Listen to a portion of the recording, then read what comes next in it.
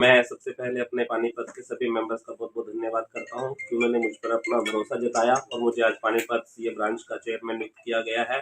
और मैंने जो हमारे पिछले जितने भी कमेटीज हुई हैं, क्योंकि 1999 से ब्रांच लगातार काम कर रही है, तो पिछले 25-26 साल में जितना भी काम हुआ है, आज ब्रांच का यही रिजल्ट है कि ब्रांच इतनी ऊंचाइयों पर है। और मैं इस ऊंचाई को और ऊपर ले जाने की पूरी कोशिश करूंगा। और पानीपत के जितने भी मेरे निवासी हैं, पानीपत के हर पब्लिक तक मैं सीए की सुविधा पहुंचाने की जो सीए सेवाएं दे रहा है, कई लोग उनसे वंचित रह जाते हैं, उन्हें पता ही नहीं कि सीए क्या क्या उनके लिए काम कर सकता है, क्या फाइनेंशियल प्लानिंग हो सकती है, टैक्स की प्लानिंग हो सकती है। तो मैं उस चीज तक उनके पास ले जाने की पूरी कोशिश करूंगा। और मेरा जो नारा होगा, एक व्यक्ति एक सीए, ताकि हर व्यक्ति के पास एक सीए जरूर हो जो उसकी हर तरीके से मदद करे, चाहे वो फाइनेंशियल हो, टैक्स हो, और उसको जो इनकम टैक्स के नोटिस है, जीएसटी के, या और भी कई तरह की कई बार हरासमेंट झेलनी पड़ती है, जो तकलीफें आती है उसकी सिर्फ इस वजह से कि उसको ज्ञान नहीं है, तो उस तक मैं इस चीज को सुनिश्चित करूंगा कि हम अपनी सेवाओं को सुविधाओं तक उन तक पहुंचा सके।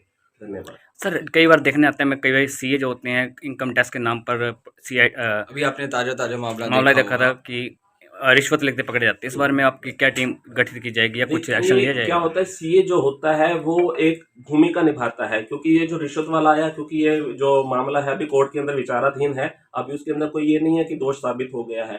क्योंकि सीए जो होता है वो एक मीडियम होता है। अगर इस ट्रांजैक्शन को ही देखा जाए तो इसके अंदर कोई सीए का कोई बेनिफिट नहीं था। अगर काम करने की किसी को पावर थी तो वो जीएसटी ऑफिसर को थी, अगर उसने कोई रिलीफ देना था, और बेनिफिट होना था तो बिजनेसमैन का होना था। तो अल्टीमेटली अगर कोई गिल्टी मिलता है तो इन दोनों में से कोई एक हो सकता है।